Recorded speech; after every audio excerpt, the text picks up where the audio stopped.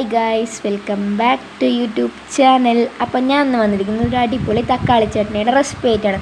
അതിനു മുന്നേ നിങ്ങൾ ആദ്യമായിട്ടാണെങ്കിൽ ഞങ്ങളുടെ ചാനൽ കാണുന്നെങ്കിൽ please like, share, comment, subscribe.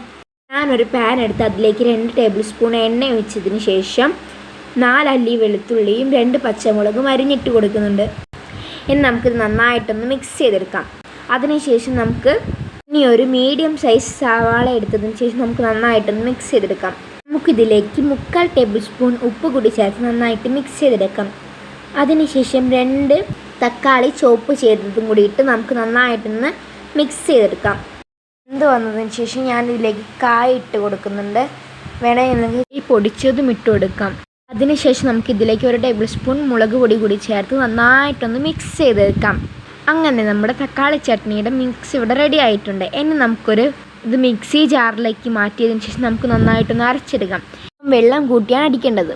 ഇനി ഒരു പാൻ എടുത്ത് അതിലേക്ക് 1 ടേബിൾ സ്പൂൺ വെളിച്ചെണ്ണ ഒഴിച്ചതിന് ശേഷം നമുക്കിതിലേക്ക് 1 ടീസ്പൂൺ കടുകും 1 ടീസ്പൂൺ ഉഴുന്നും ചേർത്തിട്ട് 2 മുളക് നടുവൊന്ന് കഷ്ണമാക്കി ചേർത്ത് കൊടുക്കാം. ഇനി നമുക്ക് അല്പം കറിവേപ്പിലയും കൂടിയും ചേർത്ത് നന്നായിട്ടൊന്ന് മിക്സ് ചെയ്തെടുക്കാം. ഇനി നമുക്ക് നേരത്തെ അരച്ച് വെച്ച മിക്സ് ഇതിൽ ചേർത്ത് നന്നായിട്ട് മിക്സ് ചെയ്തെടുക്കാം.